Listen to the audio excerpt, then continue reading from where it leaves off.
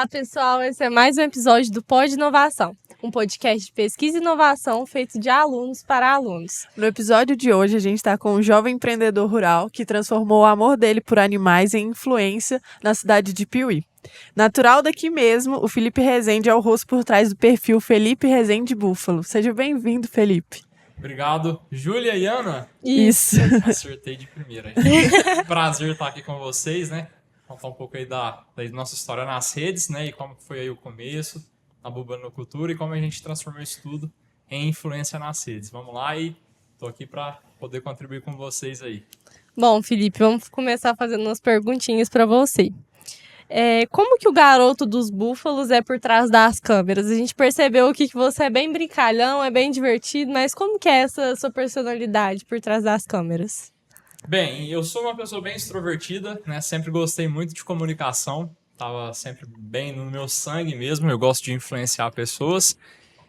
Sou um cara extrovertido, leve, gosto de brincar, mas por mais que eu seja leve, meu trabalho é sério, né? Então, mas onde que eu chego eu gosto de trazer alegria, gosto que as coisas sejam leves e sempre desde pequeno eu sempre fui assim. Sempre que eu chegava no lugar eu gostava de fazer as pessoas felizes, alegres.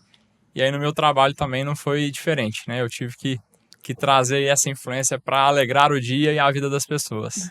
E, Felipe, como que surgiu essa paixão pelo mundo rural e pelos búfalos? Bem, eu sou neto e filho de produtor rural, né? Então minha família, naturalmente, desde que eu me entendo por gente, é do agro, né? Então meu avô trabalhou a vida inteira com animais de produção. Meu pai também, e agora eu sou a terceira geração da minha família que está no agro. Então, desde pequeno, eu fui criado no ambiente rural, convivendo com vaca, com cavalo, com bicho, e daí veio minha admiração, né, e esse sentimento mesmo de amor e paixão pelos animais. E o búfalo entrou na nossa vida em 2009, quando meu pai comprou as primeiras búfalas, e de lá para cá, a paixão pelos búfalos acendeu dentro do meu coração e estamos aí até hoje. E como que é para vocês lidarem com esses animais, assim, a personalidade deles e tudo mais? Porque a gente sabe que é um animal bem, assim, são mais fortes, né, e tudo mais. Então, quando a gente começou com os búfalos, era uma dúvida que muita gente tinha, inclusive a gente, por serem animais muito mais rústicos, mais grandes, né? Uhum. Naturalmente, a gente, quando fala búfalo, a gente assemelha ao Sinceros Kafir, que é o búfalo africano, e é muito comum a gente ver nos jornais, né, em entrevistas, né, a gente vê aí o búfalo africano jogando leão para cima, um animal bravo, selvagem. Só que o búfalo que a gente cria no Brasil não é o búfalo selvagem, é o búfalo do gênero Bubálus, Bubales, né? É o búfalo domesticado. E quando a gente começou mesmo, esse búfalo domesticado, ele é muito maior que o bovino convencional. E pela falta de... É muito comum a gente ver criatórios de bovino, mas é muito difícil a gente ver criatório de bubalinos, não é conhecido. Uhum. Então, naturalmente, o aspecto, né, dos animais, eles põem toda uma... Né, eles são... Realmente, quando você olha para um búfalo, você fica com medo, né? E no início foi assim também. A gente tinha muito medo de búfalo, a gente estava acostumado com bovino. Mas quando a gente começou a conhecer o temperamento desses animais, a gente foi se apaixonando, porque... quem vê cara não vê coração. São animais todos robustos por fora, né? Uhum. Mas são muito dóceis, muito tranquilos, né? E com o passar do tempo a gente foi descobrindo cada vez mais isso.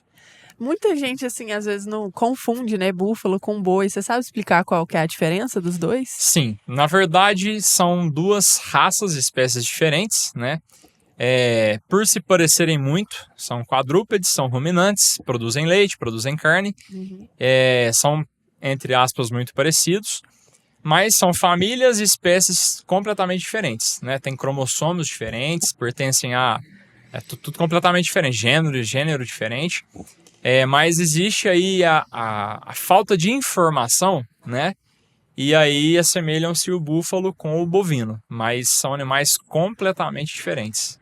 Tem um parentesco muito lá atrás, mas, por exemplo, ambos são ruminantes, mas são animais completamente diferentes, assim, de família, de gênero, de espécie. Sim.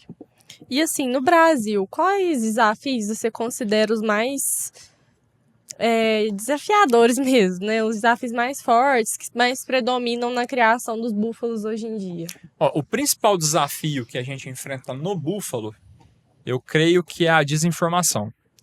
Em todos os aspectos da cadeia existe uma grande desinformação, tanto de produtores, quanto de consumidores, quanto de mercado, né? Quando eu falo de produtores, os produtores de búfalos, e aí seja carne, seja leite, esses produtores, muitos deles vieram para o búfalo migrando do bovino, né? Então chegaram no búfalo, não tem informação e começam a criar esses animais como se fossem bovinos, né? Então há uma desinformação de muitas partes de manejo, propriamente de informações reprodutivas, sanitárias, enfim. Na parte do mercado consumidor, as pessoas são leigas quando a gente fala em produto de búfalos, mas os criadores não têm esse trabalho de divulgação para fazer os consumidores conhecerem os benefícios, tanto da carne, tanto do leite, quanto da própria criação dos búfalos. Então, existe essa desinformação geral da cadeia, né? Então, por exemplo, o leite de búfalo é um alimento fantástico e muitas pessoas não sabem disso, talvez a maioria delas. É um leite que tem mais gordura, um leite que tem mais proteína, é um leite completamente A2, né? Não tem a beta-casomorfina, que no leite de vaca causa irritabilidade no intestino, né? Vai ali no movimento peristáltico do intestino, ele vai deixar o alimento ali por mais tempo do que deveria e causa gases, desconfortos, né? O leite de búfalo não tem isso. O leite de búfalo é bem branquinho, não sei se vocês já viram, mas ele tem a ausência de beta-caroteno. Então, quando a gente ferve um leite de vaca, dá aquela nata amarela. O leite de búfalo é um leite branquinho. Então, é muito mais saudável, né? É um leite muito mais rico, ômega 3, ômega 6, previne aterosclerose, doença cardíaca, diabetes, e muita gente não sabe disso, né? Então, há essa desinformação. Então, eu creio que o maior desafio hoje na cadeia bubalina seria a desinformação geral da cadeia de produtores e de consumidores. E assim, com o manejo com esses animais, como que funciona? Quais as diferenças do manejo que você tem que ter com o boi, com os bovinos e para os búfalos, né? Bem, a princípio, né, como existe essa desinformação, eu vou falar um pouco da minha história e aí a gente vai basear o restante da cadeia nisso. Quando a gente começou, a gente foi buscar informações. Como é um animal muito novo, é domesticado no Brasil há pouco tempo, o búfalo chegou, salvo engano, em 1895 na Ilha de Marajó. Teve um naufrágio, esses animais ficaram lá. Só que como é um vasto... Lá tem uma terra muito grande, né? Esses búfalos ficaram selvagens, né? Com o passar do tempo, eles foram descendo da região norte para a região sudeste, centro-oeste e foi tomando conta aqui, né? Como a gente tem menores extensões de terra, esses animais foram começados a criar de forma intensiva. Todas as informações que a gente tem é a partir daí. Então, a gente está falando de menos de 100 anos de informações, né? Então, com essa desinformação, a gente pauta a criação de búfalo baseado no bovino. São muito parecidos, porém existem grandes diferenças, né? Então, assim, como a gente não sabe, a gente pega o bovino como referência e vai trazendo adaptação para o búfalo. Por exemplo, uma dieta energética para o búfalo, ela vai muito bem. Para o bovino, pode ser um problema, pode dar acidose, né? O búfalo tem uma capacidade muito maior de digerir fibra mais pobre, né? Então a gente até fala que ele transforma a matéria pobre em nobre, né? Então ele tem algumas diferenças gritantes. Por exemplo, é um animal muito mais rústico, dá muito menos doença, é um animal muito mais saudável, exige muito menos manejo, né? Por exemplo, casos de mastite, que é um dos maiores desafios do produtor de leite, é a mastite, né? Então, o búfalo dá em torno de 0,8% a 1% de casos mês, né? Índice de mortalidade abaixo de 1%. Então, assim, quando a gente compara os principais desafios da pecuária bovina com o búfalo se destaca em todos, né? É um animal que tem muito mais capacidade de lidar com as diferenças de clima, apesar de ser a pelagem negra, tem a pelagem preta, e a pele dele é o dobro de espessura e tem menos glândulas sudoríparas por centímetro quadrado de pele. É um animal que se adapta muito mais às intempéries do Brasil, né? A gente tem um clima tropical e aí sol, chuva, frio, né? Esses animais se adaptam muito bem, até mesmo melhor que os bovinos, mesmo tendo todos esses empecilhos. E como que são esses animais, os búfalos? Eles são mais temperamentais, eles são dóceis? Como que é lidar com eles? Os búfalos são animais extremamente recíprocos. É muito interessante quando a gente começa a conviver com eles, a gente nota que são animais muito inteligentes e são estritamente recíprocos. Então, eu costumo dizer que o búfalo ele vai ser com você o que você é com ele, né? Então, quando ele te conhece e você é uma pessoa que dá carinho, que sabe conduzir, que faz um manejo bom, esses animais vão ser muito dóceis. Mas, em contrapartida, se é uma pessoa que às vezes, igual a gente trabalha com muita gente, no início, por exemplo, a gente tinha pessoas lá que usava às vezes uma guiada de choque, alguma coisa assim. Esses animais com essas pessoas ficavam muito arredios, né? Mas já pessoas que têm tranquilidade no manejo, esses animais são muito tranquilos. Particularmente eu conhecendo os dois e lidando com os dois, eu já tive bovino. O búfalo eu falo que ele é muito mais dócil do que o bovino. Tanto é que nos vídeos a gente vê a Catarina, a turminha da Cantão, a gente coça, eles deitam, né? A gente chama, eles vêm. São animais de fácil convívio e muito dóceis. São pouco temperamentais. Nos vídeos a gente vê também que você coloca nome neles, brinca, Tem colocando nomes. chapéu. Isso ajuda, assim, para trabalhar com eles? A questão de, vamos falar assim, a gente traz uma personalidade para os animais, né?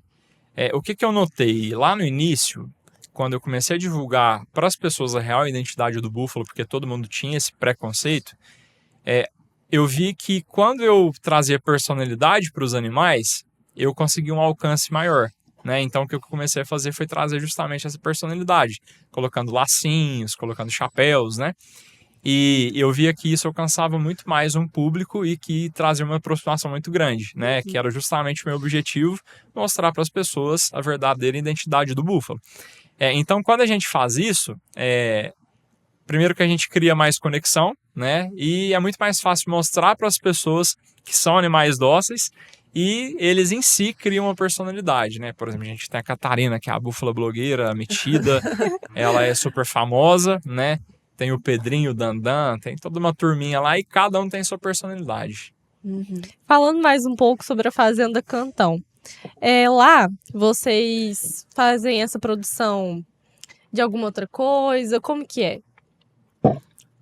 Atualmente, na fazenda a gente trabalha com a produção de leite. Então, assim, o nosso negócio base em produção de leite. E já de 4 anos para cá, a gente também tem feito a comercialização de animais voltado à parte genética. Então, a gente comercializa tourinhos para outras fazendas, a gente comercializa matrizes, bezerras.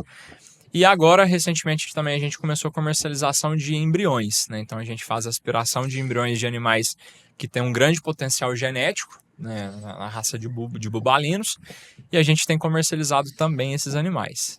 Sim. E você pode falar um pouco mais sobre esse mercado? Como que ele funciona? Tá, vamos lá.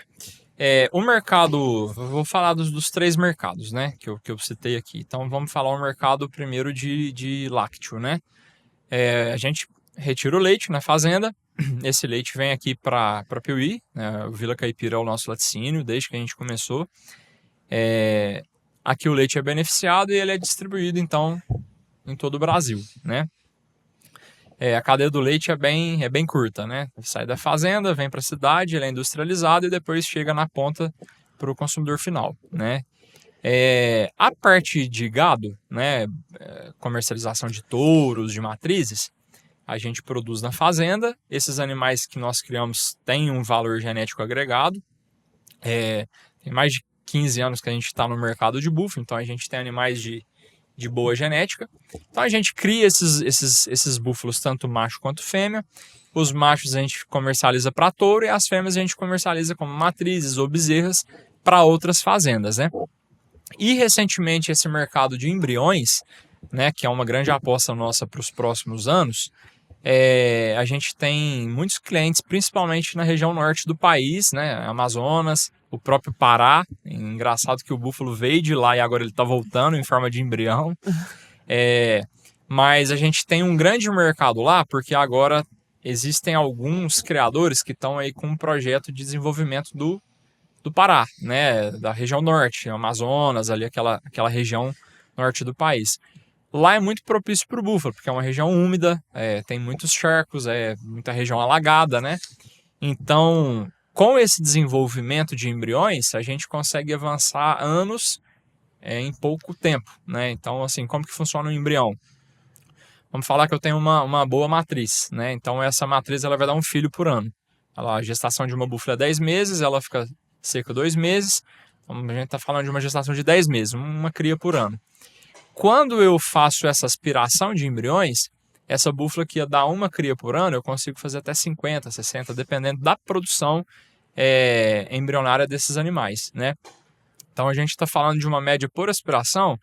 A búfala hoje ela vai dar uma média por aspiração de 4 a 6 embriões, né? A gente consegue aspirar 2 vezes ao mês, né, de forma mais intensa, ou como a gente faz na fazenda 1 vez ao mês. Então a gente faz essa aspiração, o laboratório vem na fazenda, faz a aspiração, esse material é levado para o laboratório, onde que ele é incubado, faz ali a fecundação com sêmen. Feito o embrião, eles ficam incubados e aí eu posso transferir na minha fazenda ou posso comercializar para outros criadores transferirem em qualquer região do Brasil. Então, o mercado, assim, esses 3 mercados, de forma bem resumida, funcionam assim. E você acha que o setor de bubalinos está crescendo no Brasil?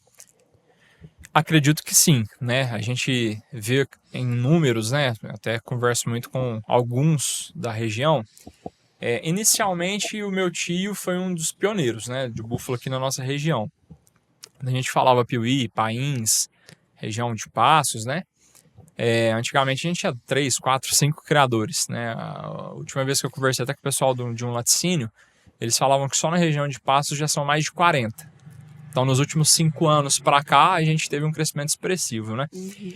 Como eu acredito que essas pessoas estão chegando ao búfalo? Então, primeiro, o bovino existe um desafio muito grande nos bovinos, tanto de custo, né? Hoje a gente enfrenta um grande problema que grandes produtores, que produzem com escala, eles têm margem para competição de preço, né? Então eles produzem em escala, eles têm margem, conseguem setorizar a fazenda, tem setores, tem, né, liderança dentro da fazenda. Pequenos produtores enfrentam hoje uma grande dificuldade, né? Porque às vezes você precisa de 10 pequenos produtores para produzir o que uma fazenda grande vai produzir, talvez aumentando 200 animais, né? Uhum. Então existe esse desafio do pequeno produtor. Então, como eu acredito que as pessoas chegam até o búfalo? Primeiro, esse pequeno produtor ou médio que tem enfrentado dificuldades no bovino, né? E aí ele já investiu em infraestrutura, já tem curral, já tem ordenha, já tem pasto, né? Ele já investiu talvez milhões ali, ele não consegue sair da atividade, então ele vem para um animal que é mais rústico, que dá menos trabalho, e ele vai conseguir ter uma qualidade de vida maior. Tem também essa pessoa que quer investir, já conhece um pouco sobre o búfalo, ele quer investir já no negócio, ele chega direto, mas com toda certeza eu garanto que o búfalo vem crescendo e ainda vai crescer muito no Brasil. O búfalo é muito a cara do Brasil. E assim, falando mais um pouco sobre as suas redes sociais, como que funciona? A fazenda ela tem visitação, as pessoas famosas já te conheceram, já procuraram saber como funciona, como que é? A gente tinha um projeto de receber visitas na fazenda, por enquanto ele está um pouco adormecido, por mais que a gente receba pessoas mais conhecidas, pessoas da região, né? Mas a gente tem esse projeto, né? E muito em breve vamos começar a receber de novo pessoas para visitas, né? E a questão de famosos, né? Os famosos da internet, né? Muitos famosos já me encontraram justamente pelas redes sociais. Então a gente já recebeu visita na fazenda do Richard Rasmussen, aquele cara lá tinha programa, né? Uhum. Selvagem, né? Gustavo Tubarão, a turma dele toda, né? Já foi muita gente conhecida lá, né? Uhum. Aquele Lucas Uai grava vídeos também. Então, assim, a gente teve contato com muita gente, assim, legal. A gente foi no programa da Eliana, já deu uma entrevista já na TV Alterosa, Band, né? A gente já teve muitas rádios também que entraram em contato comigo, rádio de Brasília, de diversos lugares, né? Então, assim, tudo isso por causa das nossas redes sociais, do alcance que a gente teve. Fora inúmeras entrevistas indiretas, sites que postaram coisas nossas, né? Conteúdos, entrevistas, né? A Emater também já fez entrevista com a gente. Então foi bem legal, isso aí é bem legal. E como que surgiu essa ideia de, tipo assim, mostrar nas redes sociais essa vida e essa rotina junto com os búfalos? Quando a gente começou, a gente tinha medo dos búfalos. Quando a gente conheceu os búfalos, a gente viu que eram animais muito tranquilos. E aí eu tive a ideia, cara, eu preciso mostrar para as pessoas o que eu vi na realidade aqui, né? E aí eu comecei a gravar, né, as rotinas. Eu lembro que na época eu tinha 230 seguidores, se eu não me engano, né? E comecei a gravar. E aí um dia eu tava fazendo uma live, Catarina veio e lambeu minha cara e todo mundo, kkk, que engraçada essa búfala. E eu tive um gatilho, né? Pô, vou começar a fazer esse tipo de vídeo, né? Então, o meu objetivo sempre foi mostrar para as pessoas o que eu estava vivendo todos os dias ali. Porque se eu encantei, eu sabia que as pessoas também poderiam se encantar com aquilo, né? E como eu vim de uma família de pecuaristas e conheço muito pecuaristas, eu também via que tinha muitos lugares que não tinham um bom manejo com os animais. Animais eram maltratados, né? Não tinha todo aquele cuidado.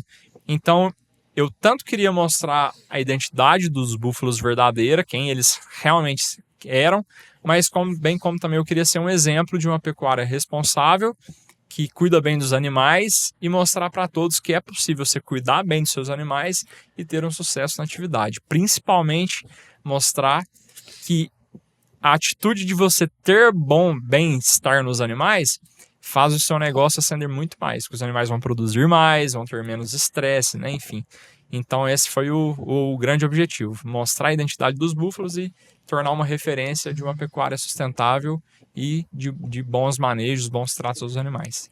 Sim. E como que a tecnologia auxilia vocês? Porque eu já vi, assim, algumas fazendas de bovinos e outros animais, as vacas recebem até massagem, sabe? E assim, vocês têm algum equipamento em específico que faz aumentar a produção do leite ou alguma coisa assim? Temos sim. A tecnologia é uma grande aliada, né, do produtor rural. Tudo que vem acontecendo, né, até tem algumas coisas ainda que existe um grande limite que é o financeiro, porque há algumas inovações ainda que são bem caras, né, para investimento.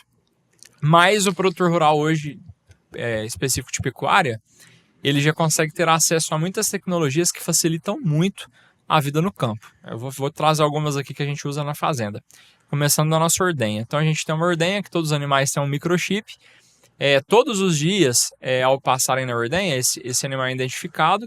A gente sabe a produção do dia dele, a gente sabe o tempo de ordenha, a gente sabe todas as informações que a gente precisa. A gente tem no celular e no computador da fazenda. Isso ajuda a gente a tomar decisões, ajuda a gente a montar dietas, a separar lotes, né? Então tem toda essa parte de identificação desses animais, que para mim, principalmente, foi um grande avanço, né? A gente tinha que às vezes acordar cedo todos os meses, pegar um caderninho, anotar, jogar no computador, levantar a planilha. Hoje faz 100% automático, cai na palma da minha mão ali, eu sei tomar a decisão. No bezerreiro a gente tem também microchip nesses animais, então assim, cada bezerro ele vai mamar de forma automática, ele chega ali com o microchip, entra na máquina, a máquina reconhece, libera o leite, esquenta na temperatura ideal para o bezerro, ela vai anotar ali quantos litros que o bezerro mamou no dia, durante a vida, né? Ela faz o desmame automático, então assim, isso reduz muito o custo com mão de obra. Melhora muito a assertividade no manejo, porque o animal vai tomar ali a quantidade correta de leite na temperatura certa, no tempo certo, entendeu? Então facilita demais, fora que você tem um relatório todos os dias na palma da sua mão também de quantas vezes o bezerro foi no aumentador, quantos litros que ele mamou. A gente chega a criar lá mais de 130 bezerros na mesma época. Então, tipo assim, é muito difícil você identificar, né? Então, a máquina mostra lá, o bezerro 235 mamou só 2 litros hoje. Ele tinha que mamar 4. Então você entra lá, já fica piscando um triângulo nele e você sabe, alguma coisa aconteceu com esse bezerro. Você já vai específico no bezerro. A gente tem também um bastão que ele é o brinco, né? A gente chega nessa época de chuva, as búfalas ficam no barro, você não consegue ver nada. E aí você pega esse bastão, passa na orelha delas, e aí ele te dá o brinco ali também. E, por último, agora a gente comprou algumas escovas rotativas, né? Para elas fazerem aí os penteados delas lá. E aí a gente fez a instalação dessas escovas, que melhora muito o bem-estar desses animais. Eles ficam muito mais tranquilos. Quando eles entram para a ordenha, eles estão relaxados, estão sem estresse, né? E eu notei também que depois que a gente instalou esses equipamentos, porque quando eu falo de docilidade, existem animais dóceis que são assim, a gente chega perto, mas não deixa encostar a mão. Mas eles não pegam, são tranquilos. E existem aqueles animais que deixam coçar, montar, né? Quando a gente instalou essas escovas, a porcentagem desses animais que deixam passar a mão aumentou em pelo menos 30%. Então, assim, fica muito... É uma comprovação que os animais ficam muito Ajuda mais bastante. tranquilos com essas tecnologias que vêm para beneficiar a gente, né? E você já participou de algum resgate ou ajudou em algum caso que os animais estavam em sofrimento? Sim, teve aquele caso, salvo engano, há 2 ou 3 anos atrás, que foram os búfalos de Brotas, né? Foi um acontecimento que, infelizmente, meio que manchou um pouco a imagem do búfalo no Brasil, né? Mas a gente sabe que existem irresponsáveis em todos os lugares, né? Isso a gente não pode tomar como exemplo e nem como definição de uma cadeia uma pessoa que teve uma atitude errada, né? Eu também não julgo, eu creio que a gente não deve julgar pessoas, mas comportamentos, né? Eu discordo completamente do comportamento, das atitudes que foram tomadas ali, mas na época foram, salvo engano, mais de 700 animais que foram praticamente deixados, né, numa fazenda. E aí o pessoal estava com muita dificuldade, entraram em contato comigo, né, por ser influente no búfalo. E a gente passou lá 3 dias com eles, né, dando ideias sobre nutrição, sobre manejo, sobre vacinas, o que deveria ser feito, né. Foi realmente uma das cenas mais complicadas e tristes que eu vi, né. Tinha muitos animais que foram enterrados vivos. A gente viu ali muitos animais que estavam completamente desnutridos, né? Foi uma coisa bem difícil, né? Sei. Mas foi resolvido, né? E a nossa contribuição foi de importância. A gente esteve lá, prestou todo apoio, né? Basicamente foi essa vez. E assim, como que é a sua relação com suas redes sociais, seus seguidores? Quando você não posta os búfalos, eles falam, eles continuam assim, te cobrando mesmo pra você postar? Como que Existe é? uma grande cobrança, viu? Agora que a gente entrou, tem os seguidores assíduos, né? Todos os dias tem que ter vídeo ali, né?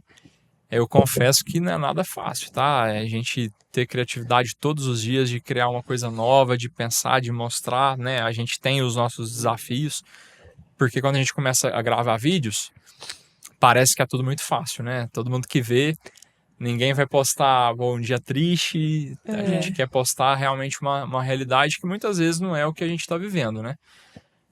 Então, assim, existe um grande desafio por trás das câmeras que ninguém vê, né? Todo mundo vê o que a gente mostra, mas tem muita coisa que a gente não mostra, que é os desafios que a gente enfrenta, na fazenda, vida pessoal, né? Enfim. Mas tem esses seguidores que todos os dias estão ali esperando o vídeo, né? Inclusive, teve uma vez que foi um episódio lá que foi bem no início, eu tava aí já quase um ano produzindo vídeo e começaram a vir muitos haters, né? E aí teve até um episódio lá que uma pessoa falou uma coisa tão pesada pra mim que eu fiquei... Aquilo me balançou, né? E aí eu falei que ia ficar um tempo sem gravar, né? E fizeram uma comoção social lá. Em 1 hora eu recebi quase 700 mensagens, né? Muita gente mandando mensagem. Pô, não para, seu trabalho é incrível, tal. Então, tipo assim, foi muito legal, né? Eu creio que, assim, a porcentagem de pessoas que não gostam é muito menor do que as que gostam, que respeitam, que admiram. Apoio. Mas eu procuro sempre ter uma relação muito legal com eles também, né? Teve uma coisa que me marcou, e isso eu tenho até que falar, foi desde que eu gravo conteúdo, foi a coisa que mais marcou a minha vida, foi que eu entendi que o búfalo não é o fim, ó, é apenas um meio para que eu cumpra o meu propósito que Deus colocou no meu coração de alcançar a vida das pessoas. Quando a gente começou a gravar, a gente tinha Catarina, né? Enfim, esses vídeos que traziam alegria. Foi bem na pandemia, né? Muita gente depressiva dentro de casa, né? Então eu tive inúmeros relatos, né? De pessoas, pô, que legal, é muito bacana assistir seus vídeos, traz muita paz. Mas o relato que mais me marcou foi uma mulher que eu abria live, né? Sempre eu abria live, deixava os seguidores entrar. E aí entrou uma mulher chorando lá e falou: Felipe, cara, eu queria te agradecer demais, com lágrimas nos olhos. Minha mãe, ela faleceu semana passada com câncer, ela tava tomando morfina, tava assim nas últimas, sentindo muita dor. A única coisa que fazia ela rir nos últimos dias de vida dela eram os vídeos da Catarina. Ela era apaixonada com a Catarina, né? Então, naquele momento ali, eu entendi que nunca foi sobre búfalos, né? Eu sei que eu tinha uma mensagem para passar para as pessoas e o meio que Deus me deu para mostrar isso, para trazer felicidade, para trazer alegria, é a profissão que eu tenho, né? Então, assim, é muito legal. Eu sempre procuro ter essa relação com a galera que segue, né? Sempre fazer live, converso, até fiz muitos amigos com essas redes sociais. E é isso, eu gosto bem de interagir, sempre respondo. Só que é muito difícil, né? Porque todos os vídeos que eu posto aí tem 300, 400 comentários, então é muito difícil responder todo mundo. Sim. E hoje em dia, qual conselho você daria para alguém que quer empreender nessa área dos búfalos? Olha, quando a gente fala de iniciar qualquer empreendimento, a maior coisa que as pessoas têm é uma palavra que tem 4 letras que chama medo, né? Eu queria te falar que medo todo mundo tem, fato. Ninguém quer perder, todo mundo quer ganhar, mas a gente sabe que, principalmente no Brasil, a gente tem muitos desafios, né? Mas eu digo que a pessoa que realmente quer e está disposta a enfrentar, o medo não pode parar ninguém. A pessoa que vai entrar, eu costumo dizer que assim, não faça loucura também, claro, né? Então, para a pessoa que vai começar a empreender, o que eu digo? Vamos falar, eu quero começar uma criação de búfalos, né? Primeiro, faça uma análise financeira, né? Até tem um versículo na Bíblia que fala que qual é o construtor que antes de construir não calcula se tem os materiais necessários, se tem o terreno. Então, tipo assim, primeiro faz o planejamento, né? O terreno, levanta o tipo de pastagem, qual raça vai criar, se é Murra, Mediterrâneo, Jafarabade, se vai ser uma criação para leite, para corte, mista, né? Então faça esse planejamento, defina a raça a ser criada, contrate uma pessoa, e aí eu aconselho a contratação de um bom profissional para trazer o direcionamento de produção da terra, quantidade de cabeças por hectare, tipo de produção, tipo de ordenha, né? São muitas decisões que uma pessoa que já tem essa expertise pode ajudar e realmente mudar o rumo do negócio. Então, para quem quer começar a empreender nessa área, o primeiro quesito é busque informações, faça um bom planejamento, se cerque de pessoas e de um profissional, pelo menos, que tenha essa expertise e, sem medo, tem que fazer o negócio acontecer. E quais são os seus planos futuros, assim, tanto para a fazenda quanto para o seu empreendimento digital mesmo? Olha, a Cantão, ela passou nesses últimos anos por intensas mudanças, né? A minha visão hoje, né? Eu quero diminuir um pouco a minha produção de leite, investir mais na minha genética e trazer essa parte digital agora de forma bem pesada, né? Então, tanto na gravação de vídeos, por exemplo, a gente tem poucos vídeos no YouTube, então eu quero começar a fazer vídeos realmente mostrando... Porque quando a gente fala de redes sociais, eu utilizo cada uma para um objetivo, né? O Instagram, às vezes o TikTok para vídeos mais divertidos, engraçados. O Instagram eu faço uma mescla de vídeos institucionais, vídeos criativos, vídeos engraçados, né? E no YouTube eu quero trazer já uma pegada mais empresa mesmo, sabe? Mostrando benefícios, mostrando desafios, rotinas, coisas mais específicas da criação. Mas nesses próximos anos eu vejo a Cantão focando muito em parte genética, né? Inclusive, assim, a nossa missão é ter a melhor genética nacional, expandindo até para fora do país, e marcar mais a nossa presença nas redes, trazendo muitos outros conteúdos, né? Inclusive treinamentos de capacitação de outros criadores, de pessoas, né? Então a gente está com alguns projetos nesse sentido. envolvendo tanto a parte de búfalo desenvolvendo a genética e também a parte digital, trazendo cursos, trazendo a presença no YouTube, formatos diferentes de vídeos. Mais ou menos é isso. Sim, é um mercado que anda cada vez crescendo mais, né? Cada vez mais. Bom, pessoal, a gente também já vai caminhando pro final do nosso podcast. E a gente tem que falar dos nossos patrocinadores que têm um trabalho excelente. Sim. O PH Videomaker, o Cicobi Credialto, MB Engenharia e FT Nutrition. Fernando Barros, Engenharia e Construção, Milha Sem Segredo, Sunhead Uniformes e Camisetas e Comida de Mãe. E para finalizar o episódio, Felipe, que conselho ou o que você falaria para o Felipe lá do comecinho que começou tanto nas redes sociais, tanto no trabalho rural? Olha, eu creio que todo mundo tem um propósito, cada um tem uma história e só conclui essa história quem elimina a palavra desistir, né? Eu creio que erros não são o fim da jornada, são apenas aprendizados, né? E a única coisa que pode parar a gente é a palavra desistir, né? E ninguém pode desistir senão você. Ninguém pode desistir por você. O Felipe lá de trás era um cara muito sonhador, muito visionário,